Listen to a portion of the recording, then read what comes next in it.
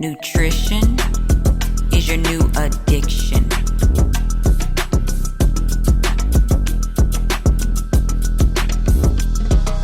Go on and work it, lady. Yeah, that's how you work it, lady.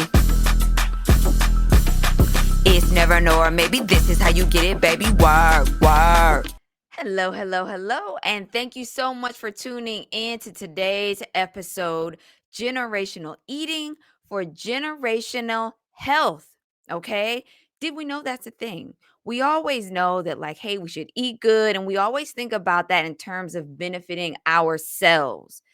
But let's have a conversation around generational eating. How does what we eat affect others in our family? Okay. How has what others in our family affected us? Okay. This is important information. And I think having a conversation around this and opening our minds up in this way of not just thinking of ourselves when we eat, but thinking of our other family members is a great way to encourage us to eat healthy. Okay. We're in this together. All right. So, I'm so glad that you joined me. If you're listening on podcast, at some point pop over to YouTube and take a look at this. I do have some little graphics and things like that to share in today's episode. Okay, so generational eating for generational health. I've got this handy dandy little graphic here on the screen. We're going to talk about this graphic a little bit more later in the episode.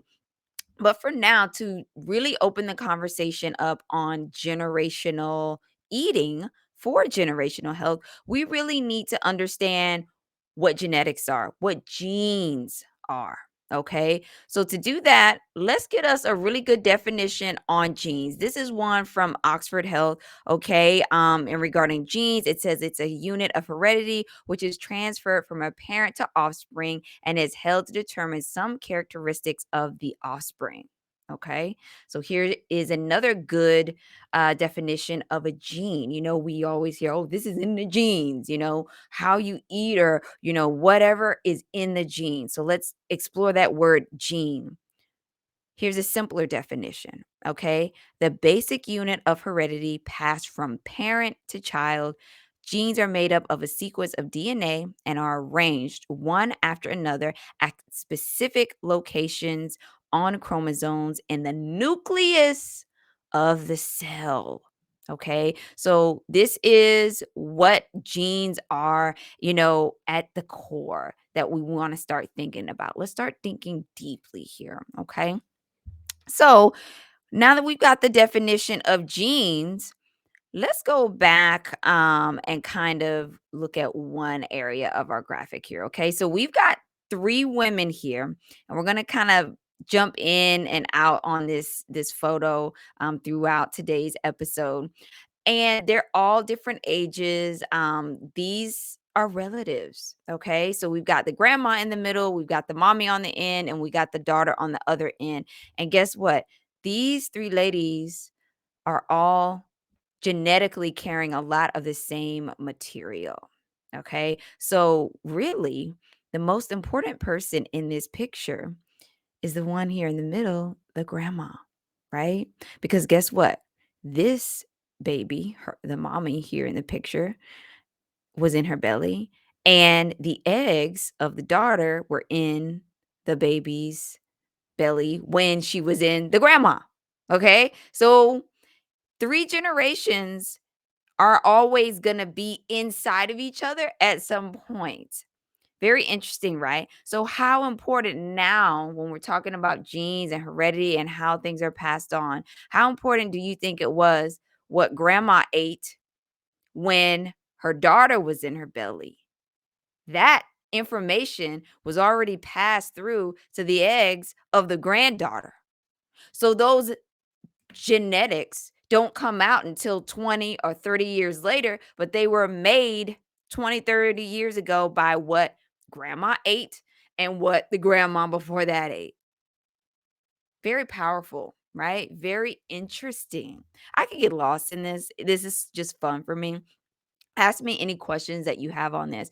But now we're starting to get the picture of how important this is. So let's talk a little bit more about genetics. And then at the end of this episode, I want to give you a simple little DIY thing you could do at home to improve generational eating in your family for striving for generational health. I'm even going to share some images of a little recipe that I make. Um, just to promote generational health. Okay, so stick around to the end for that. All right. Now, let's talk about genetics a little bit more because we've got to really understand this before we can apply that to the way that we eat and fully get the benefit from the information. Okay. So, do genetics influence what we eat? That's a good question because a lot of people say, oh, whatever you like is genetic too. Is there any truth to that? The reason people love certain foods and dislike others is based off of more than you think. Culture, taste buds, exposure to foods as a child. These are all things that could affect your taste. Scientists say it's actually linked to our genetics. So I think of this like this. You know how there's some foods that just, oh, they speak to your soul. You like, I just love this. This is because this is what your, grandparents, great grandparents, your ancestors ate. So it's familiar to you, if that makes sense. Now, of course, we, now modern times, we have a much wider variety of foods that we like. I like foods that have absolutely nothing to do with my cultural background. And we get a lot of genetic benefit from varying the types of food that we eat as well. But your soul food, things that just make you go, "Ooh, I love this so much." A lot of the times that's going to be the things that have been generationally eaten in your family. So very interesting there, okay? Now, let's go on and talk about this even further, okay?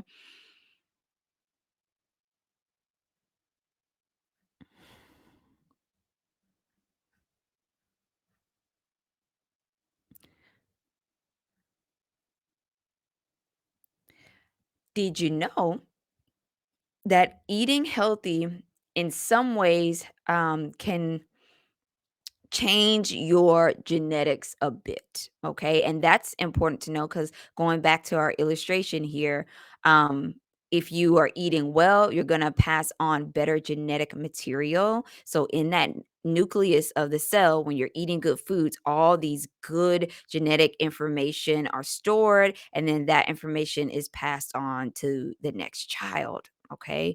So then let's talk about this. Simply put, what you eat won't change the sequence of your DNA. That's already done at birth. For the most part, that information, how it is going to be, is kind of already determined at birth. It's arranged, and that's kind of it.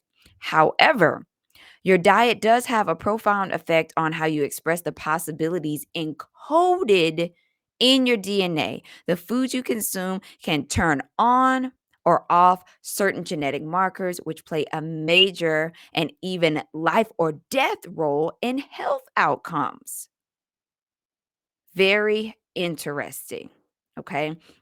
So again, if you are eating lots of good things, you are going to turn on those good genes. So then let's take a mother, for example. All of us are mothers here. Many of us are or will be in the future, either now or in the late future. Okay. But what we eat, okay, even before we conceive, let's say you've eaten horribly like most of your life, even if 6 months before you plan on conceiving, you change your diet, you are going to pass on to your baby better genetic information, okay? Better genetic material and build a healthier baby, okay? These are the statistics. So, this is something we really need to stop and think about and reason on and see if we can make any changes. Okay. So if you're eating good, prior to conception, even at conception, or even when the baby is in utero, it still has a very big impact onto how the baby's developed. Again, think about that mom, with the eggs. Okay. So she's eating good food during her pregnancy, the fetus, the baby growing in her belly benefits. But then if you've got a girl in there or even a boy, their sex cells are going to be healthier and pass on better genetic information if you yourself are eating well. So again, Don't just think about the baby in your belly. Think about the baby in your baby's belly, or the baby that might be made from your male child's sperm. Okay, that's genetic information that's being passed on. Okay, so again, the way that our bodies kind of function and the way those cells are going to be expressed over life does matter based on the things that we eat. Okay. So very, very, very important. And again, there was a very interesting study done in the UK. This is a 2016 study. It says researchers at the University of Oxford have demonstrated that the diets of organisms can affect DNA sequence of genes. So, this is a proven thing. National Institutes of Health, we are what we eat. The link between diet is a the link between diet and a non-genetic inheritance. The old adage that pregnant women eat for two might be more true than ever now due to this study. This was actually a study all the way back in 2008. Okay. So, eating for two, it's not just about eating a lot of food, it's about the quality of foods that you're eating. The best quality of foods are going to help your body push out the best genes possible and develop that baby. And then in turn, that baby will have a better chance at developing a healthier baby when it's their time to make a baby. Okay. Scientists uncovered genetic evidence that we are what we eat. This was again a 2016 study. Researchers have demonstrated that diets of organisms really do affect the sequence of the genes. Okay. A person's diet is an important source of epigenetic signals, and scientists are now investigating how eating habits modify gene expression. Okay. So again, you may have even started with some good genes, right? But then let's say you just kind of adapt, not the best eating habit. Let's say your mama was real good. You're like, hey, don't actually give a crap. I'm gonna eat what I want, do what I want. And then you go to have a baby. Okay. Um, you had some good stuff developmentally, but now your genes are probably going to express some of the not as good parts of your DNA. So by that I mean any genetic diseases. If you're eating healthy, your body can turn off some of those bad genes for you so then you don't develop the condition and then you also don't pass it on to anyone else. Um, Now, even if you're eating healthy, let's say, sometimes bad things just do happen. Sometimes, it was just in the cards. It just can't be overridden with diet alone. Some things, genetic situations take decades to correct. It would take decades of, good eating to get rid of this genetic eating in your family, or excuse me, generations. It would take generations of good eating to get rid of this genetic condition in your family. Okay.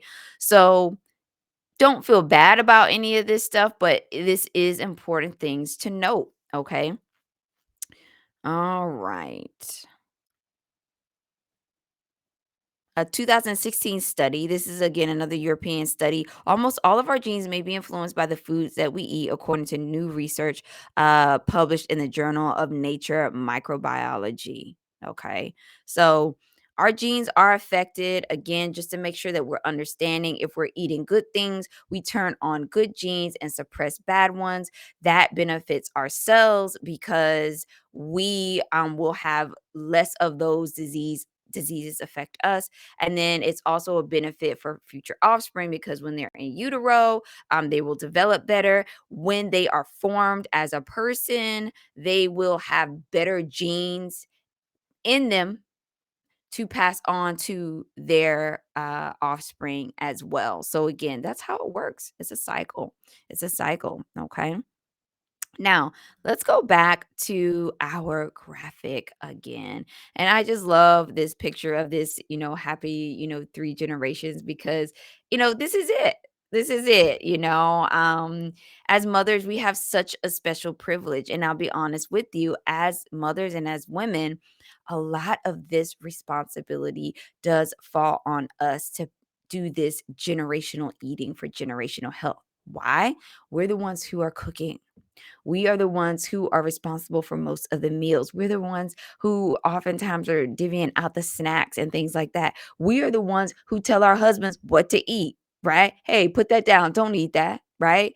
Eat this, eat that. Like, we are the bosses of the family, okay? We are running this. So when it comes to our health as women, as the leaders of our families, if we are eating bad, okay, we teach that to our children. They don't know what to eat, just like many of us, we didn't know, right? And our parents didn't know either. So this is not a blame game. It's about understanding what's happening, see it, taking some accountability for our actions, and moving forward. That's all we could do, right? So again, remember your role in your family as the woman, okay? The things that we cook, right? The way that we teach eating in our families. It's going to be passed down orally by the things that, our children will grow off and do with their families, but then at a genetic level, right? If you're a young woman and you're not married yet and you haven't had a baby yet, think about changing the way that you eat for your children and for your grandchildren, right? So if you have not had a baby yet, you are able to really impact 3 to 4 generations by what you put in your mouth, right? 3 to 4 generations by what you eat. They're not even here yet. They ain't even here yet, right?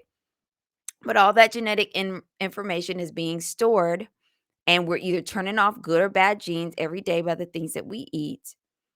So again, if you have not had a baby yet, if maybe you're newlywed and you and your husband are planning on having a baby next year or something, or maybe this has been a long time project for you. Maybe you waited for a while, a decade or something, and now you want to have a baby. Do some body prep. You and your husband eat really, really, really good for as long as you can before you have that baby. Turn off as many as of those bad genes as you can so you can make the healthiest baby that you possibly can. Pass on that good genetic information. And then when your baby has a baby, guess what? Those grandkids even benefited from how you ate. Okay, they benefit, right? Now let's say you kind of fell into motherhood. Maybe you're a single mom. Maybe you did not have time to plan for your pregnancies, planner, and this information just wasn't available. You didn't have the time. That's okay. There's still a lot we could do. If your baby is here already, guess what? By what you feed your child, by the dinners we make, that next generation is going to be healthier, even if our cells are a little bit unhealthy. That's kind of my situation, right? I was able to do some of the body prep, but unfortunately, the people before me and the people before that, nobody ate good. Okay. And as a child, I didn't eat good. Okay. So again, with our kids, how good can we feed them? That turns off bad DNA in their bodies. So they're less likely to develop genetic diseases or even non genetic ones, lifestyle diseases. They're less likely to develop those as well if they're eating healthy. And then when they go to have their baby, they're healthier. They've got good genetic information stored up. So then when they conceive, whammo, nice, healthy baby. Okay. So it can be that simple. It can sound very simple. And of course, there are a million variables. Again, sometimes things are just going to happen. Genetic problems just happen, and there's nothing you could eat as perfect as you want. And you're still going to have an issue. It happens. But if we can, do a little bit better, why not? Why not put the odds a little bit more in our favor if we can, right? Okay. Now, what I want to do next is I want to give us some good information on things that we can do based on the genetics that we carry. So, how do you know what genetics you carry? What genetics do you carry? What genetics do I carry? Is there a way that we can eat that is more beneficial for our genetics? So, to kind of answer that question, we kind of have to know.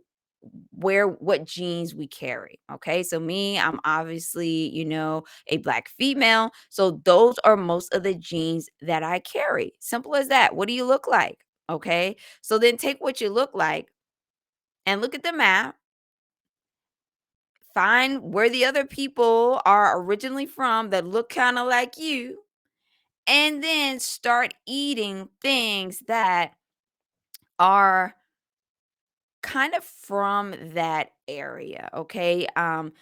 Now, why is that important? Remember how in the beginning we kind of talked about that soul food aspect. Ooh, what is the food that just make you like, man, this is it. I love this so much. That's always going to kind of be similar to what you look like, what the people from that area have eaten. Okay. This is an ancestral thing. All right. So for me, I need to look things that, early Americans ate, because I'm American. But then farther back than that, I'm also, got some African as well. Okay. So that's how you want to do it. Okay. So I kind of had put together this little chart for us, and this is a very broad topic. Some of the statements here are going to be very general, because if you really want to do this well, you need to do it by country and even narrow it down further by region. But just for, sake of argument today, and to get your gears to going a little bit, I just did it by continent. Excuse me. I'm going to take a drink of water.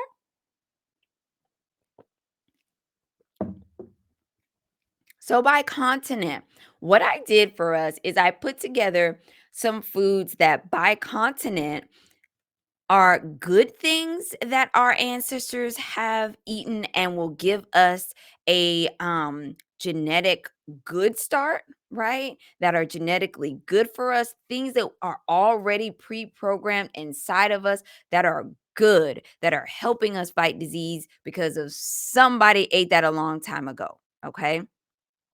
And then I put a couple of foods that genetically our ancestors did horrible. And these are things that will make bad genes come out. And it is linked to a lot of the genetic diseases that, we face, racially. Okay. So I hope this is making sense. And let's get right into it. Okay. So I will start with A for Africa. Okay. So the continent of Africa. And again, you got to do this by country. I cannot go through every country in the world, obviously, in one episode. But if you guys are ever interested in doing a by country, or you want me to just do your country, drop me a line somewhere. That would be fun to do. Okay.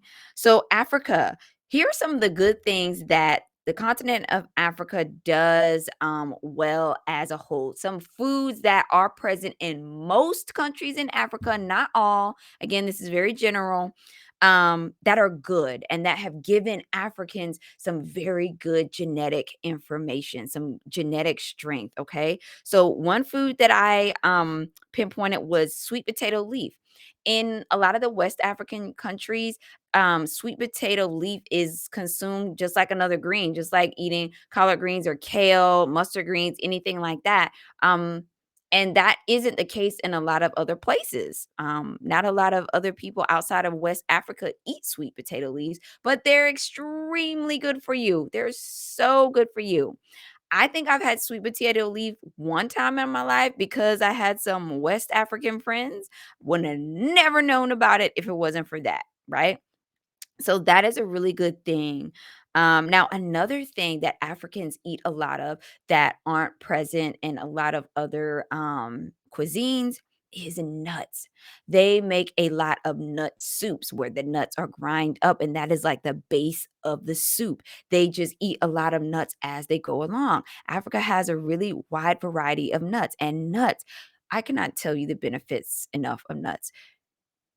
Any Western diet does not have enough nuts in it, and nuts are so important for brain development. They really help you to kind of be very mentally sharp. There's, of course, a lot of bone health that is just greatly improved when you have a diet that is filled with the consumption of nuts. Think about this. When's the last time you heard of an African person falling down and breaking something? Like, very little osteoporosis, and things like that in Africans. Even you see that little old African lady, she's standing up pretty straight and she probably doesn't have osteoporosis. And again, this is because the diet is just flooded with nuts. Okay. So again, this is something great that Africa as a whole does. Again, your country is going to be a little bit different. So find the value in this information for you and for your country. Now, two things that have had Africans pass on some bad genetic material. This is things that generationally Africans consume that are not the best. Okay. Cassava products. West Africa, there is a lot of, like fufu and things like that that are made from very starchy foods. Um, that can a lot of time become an issue, and that is because, that does, raise your sugar levels and things like that. Your traditional, Africans are walking a lot and things like that, but, not as much nowadays. Everybody's becoming like the US where we sit in front of computers and stuff like that and sit on our phones all day. So, as the years go on, we will start to see this become more of an issue for Africa. Um, Now, the other thing in African diets as well is heavy oils, palm oils, especially. Palm oils are very heavy, greasy oils. This is why we see in African women and even Black American women the high incidences of fibroids because there's a lot of palm oils in the diet, which over the generations are going to make the offspring more sensitive to oils. The body's like, all of us have been eating oil. Stop. We've had enough. Your grandma had it, girl, and now you having it. It's too much. So that is a thing. That's why the greasy foods really are an issue for Africans and Black Americans and anybody that really is has any sort of Black, African ancestry. Okay, I will throw another one out here that is also a problem in Ethiopia, we're on East Africa now. Coffee is a big issue. I feel a lot of the Ethiopians, if you look at the statistics, Ethiopians are getting cancers at alarming rates. And I think it's because of the coffee. Ethiopians drink a lot of coffee. They export, they're one of the world's leading, if not the leading country on exporting coffee. So that could be an issue there. Again, this is just my speculation. What do I know? But again, that's a whole nother in-depth conversation because then you have to be like, well, why coffee? Why is coffee causing cancer? Whole nother topic. Okay. So just some things to be on the lookout. Now let's talk about Europe. Some things that Europe does good. And Europe is one of those ones that's like Northern America where there wasn't a lot of good, unfortunately. Okay, for Europe, one thing that they do good is lots of root vegetables, especially for the landlocked countries that do not have sea access. They do make up for that in root veggies. So, lots of beets, radishes, and things like that in the cuisine. So that's really good. Another thing that Europe does good is they watch their sodium. They don't like stuff over salty and overdone. Which is very important for controlling high blood pressure. Okay, so Europe does a really good job of that. Some things that Europe does bad, an abundance of meat. Europeans, traditionally, their diets are very meat heavy, like, hey, let's just have a big cut of steak, with some, root veggies, maybe not. And we might just eat the meat, so that is an issue.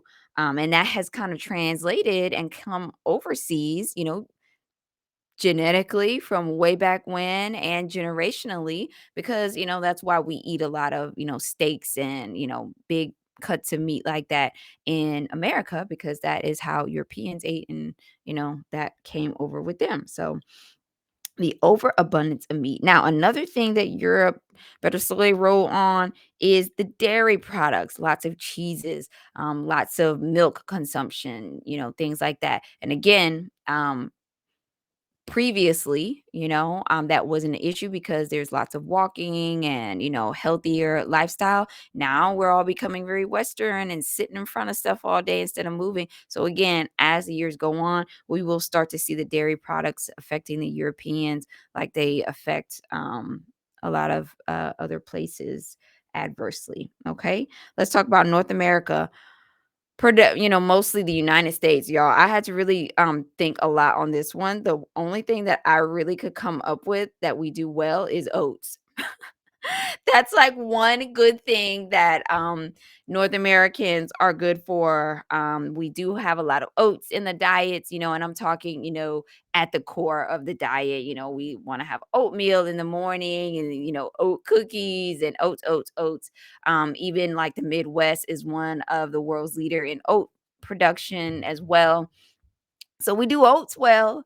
Ah, everything else is kind of tough. Now, again, we would have to break this down by state to kind of really get a better idea. The North kind of does, the Northeast specifically does things a little bit better with the diet. I think it was either Massachusetts or New Hampshire that was like the healthiest state.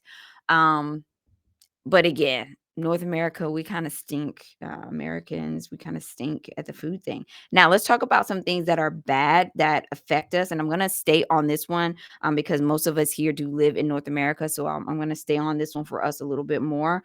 What we do awful, and it's a lot, is sugar-filled foods, man. Sugar-filled foods. Everything in North America is just saturated with sugar. And if you talk to a European, if you talk to an African, if you talk to an Asian, I'm not talking a European American or an African American or an Asian American. I'm talking about someone actually in that country and they come here on a vacation. Immediately when they put some food in their mouth, they're like, yo, everything here is sweet. Your cookies are so sweet.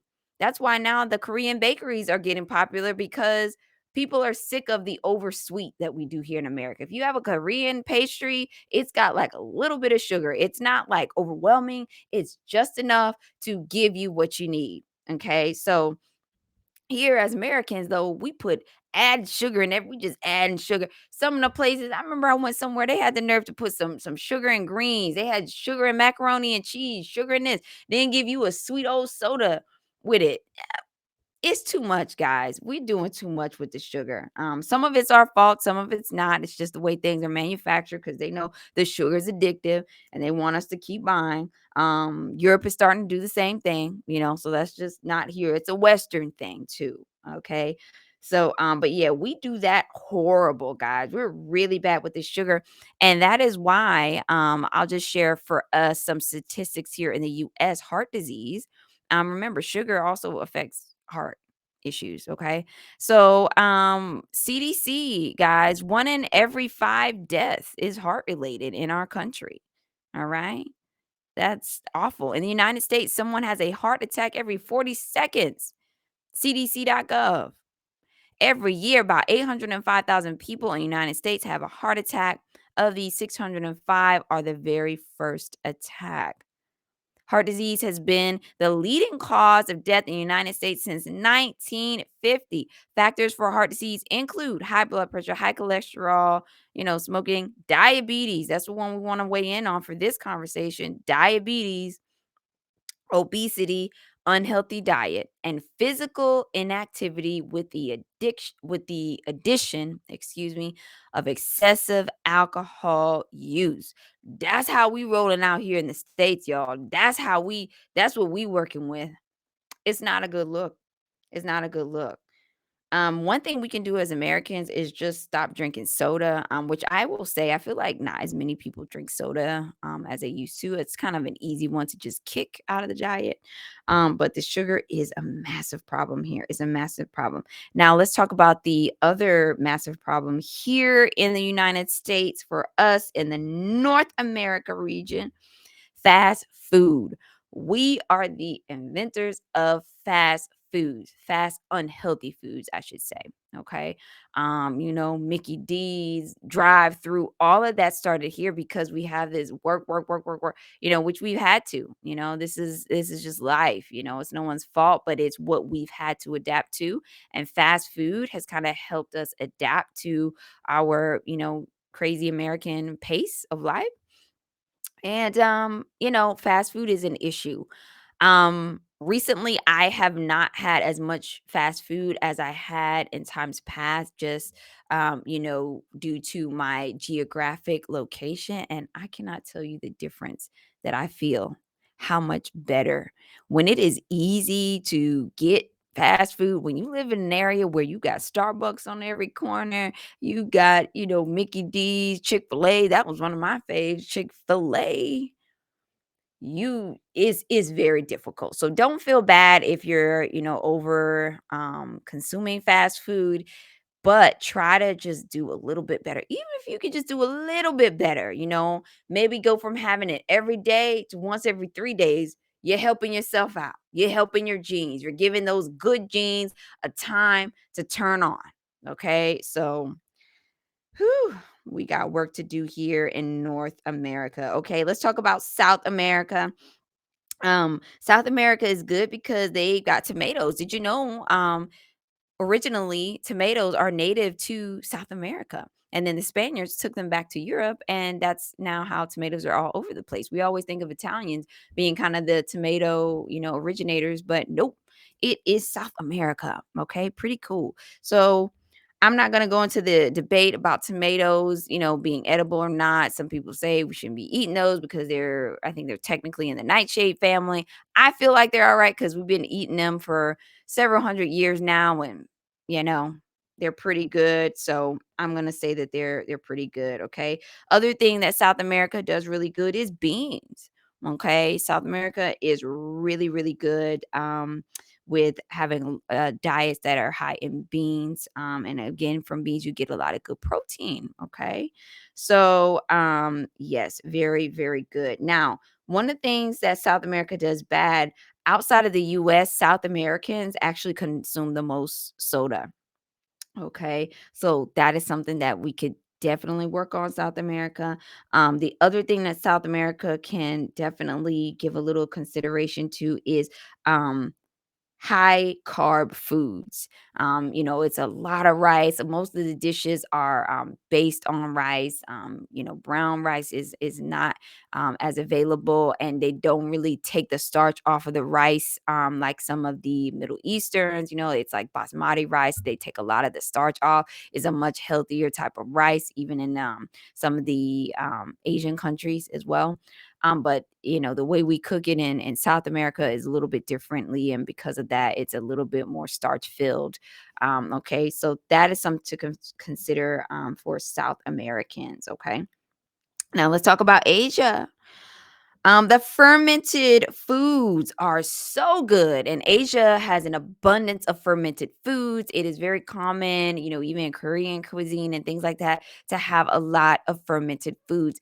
Fermented foods are so good for gut health. I mean, they're really, really good for gut health. This is why in Asians we see a lot less gut diseases because they eat a lot of fermented foods, right?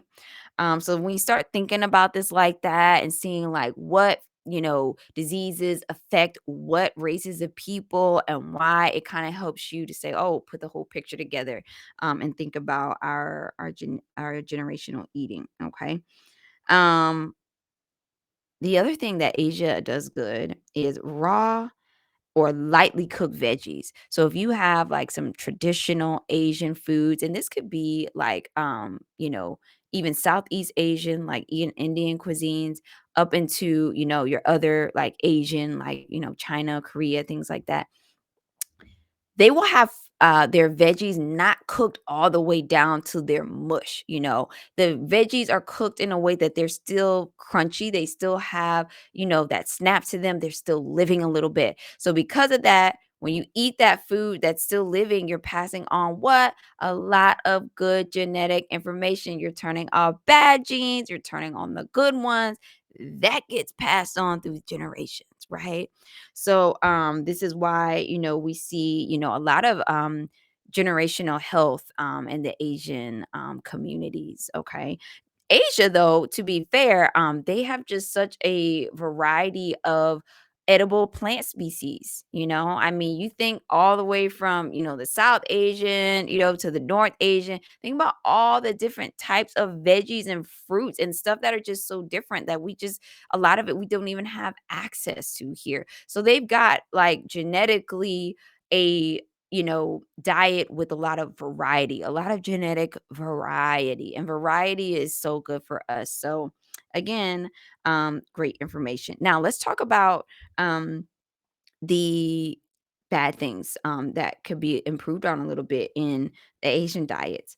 Um, Soy products, especially in like your Chinese, your Korean, Vietnamese. There's a lot of soy consumption in those diets, and this is why we see a lot of thyroid issues in Asians, even Asian males, which typically you don't see a lot of thyroid issues in males. Like, American males, most of the time do not have a lot of thyroid issues, but you will see that a lot in Asian males. Okay.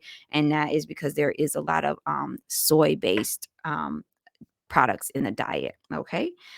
Another one that is more of a new one, I said artificial food coloring because a lot of the fun new Korean foods or like Korean, not street food, but kind of like the stuff you would get, can have a lot of food coloring actually. So that's something that, we kind of want to give some consideration to, even like in the boba teas. There was this thing with, some of the boba teas, the balls, little boba balls in there, are either like soy, but like a plasticky kind of soy that really is not good to be consuming. So, little things like that, with some of this more commercialized cuisines in Asia, will eventually stack up generationally and become a problem.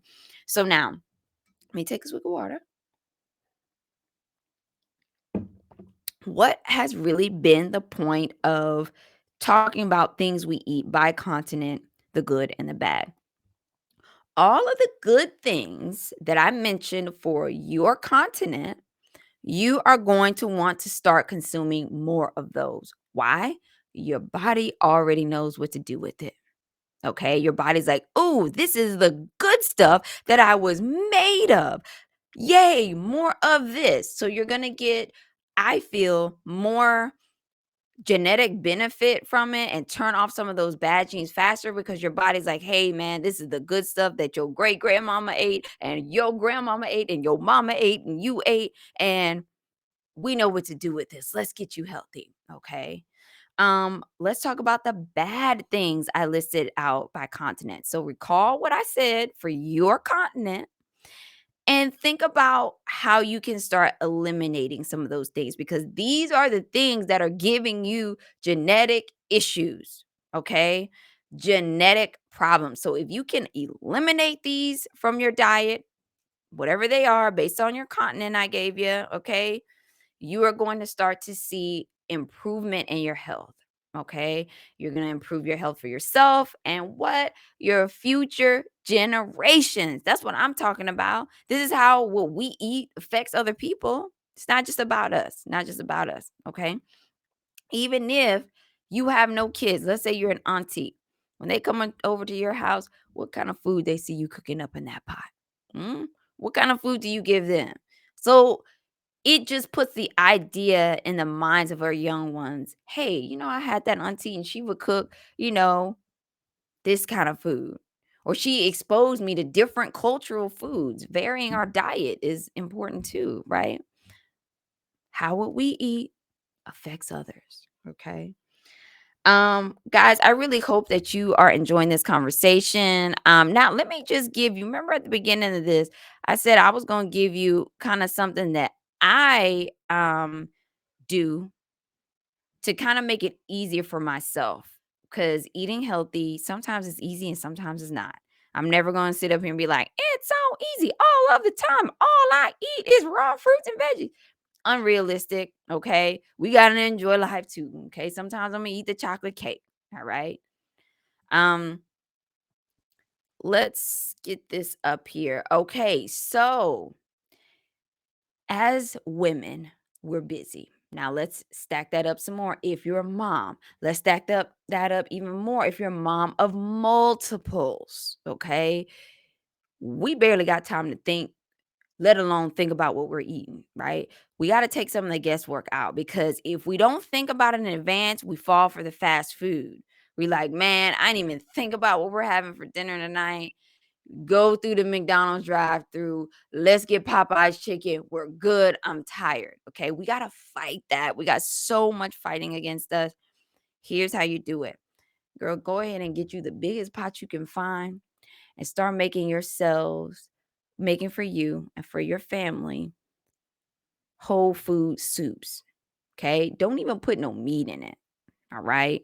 What you do, you get this big old pot, you put every veggie you can think of. If you want to get a veggie soup recipe offline, I'll share what you kind of what I put in mine.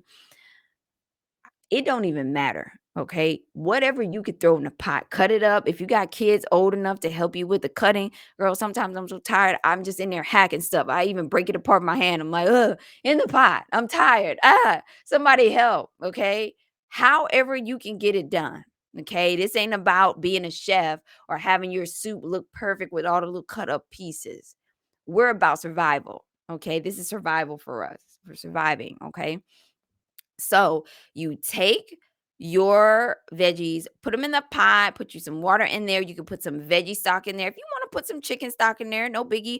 But the reason I'm saying no meats is because I know genetically, like in my family, being a Southern Black person, we always putting greasy meat in that pot. Okay. Oh, I'm gonna make a veggie stew. I got some greens and some all this stuff in there, but I'm gonna put some neck bones in it, or yeah, something greasy and heavy. No, I can't do that. I can't afford to do it anymore. Okay. So I'm like, look, I'm going to put just some broth in here, some veggie broth or whatever. Season this up, just a little bit of salt. I put some thyme in here. I put some rosemary in here. And I just let the veggies cook down. I put zucchini in here. I put some potatoes. I put some beans, the white ones, um, celery, some carrots, parsley. I went to the store and got, like, how they have that dollar parsley. Pitched the whole thing in there. Okay. Just hacked it apart, threw the whole thing in there. Okay. Any other veggies you want, throw it in there. Let it all cook down. And then what you do is you freeze this. Okay. So that when you are in a pinch, all you've got to do is unthaw it. You could even put it in the pot while it's still frozen, and then as it starts to thaw out, it just, your soup is ready. This is something that can be there that is a staple. You could, have a couple pieces of bread with this. That's not the most healthy thing, but who cares? Because at least you're getting a big old helping of veggies and good, protein from beans. All right. If you want to, bake some chicken with this, one day, maybe you've got a little extra energy, throw on some chicken with it. Okay. Some healthy chicken, not the deep fried chicken, bacon. Okay, and you've got an addition to your meal, or you've got a one pot meal. I put this in the freezer and freeze it. You could do this in the crock pot. Crock pot is a survival for us, okay? And again, this meal is going to do a couple of things. Number one, you're feeding yourself, you're feeding your children, and you're passing on good genetic information, okay?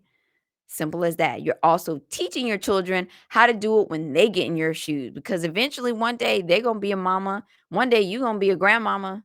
Okay? So this is how the kids need to see us doing, how they need to see us eating and planning ahead for our meals and everything, okay? So that is what my soup looked like after, guys, and I hope that you found, you know, my little soupy soup to be helpful to you. It's just a simple veggie soup. I'm sure, you guys are savvy. You can find some great soup recipes. For me, I'm just like, look, throw it in the pot, eat it. Okay.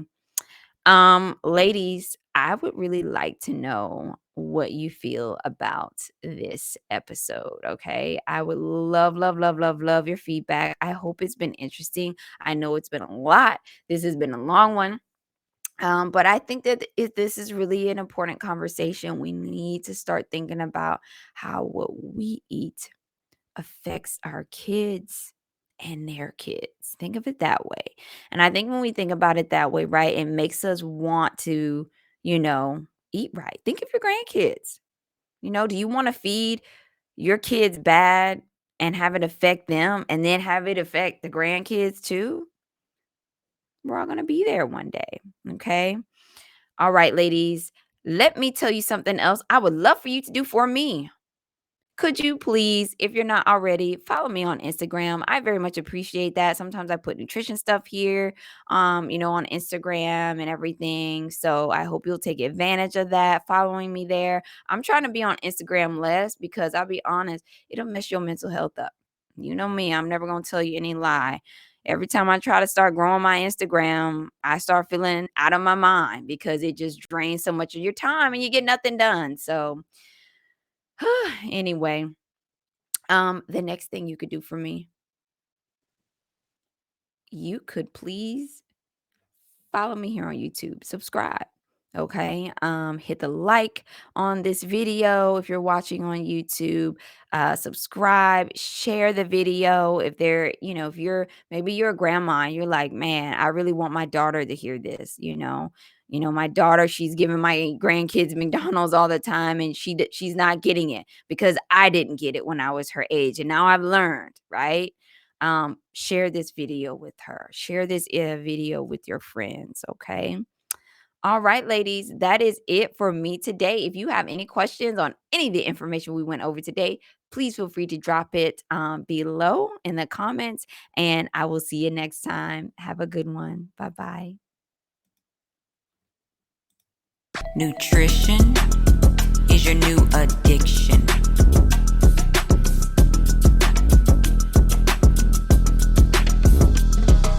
Go on and work it, lady. Yeah, that's how you work it, lady.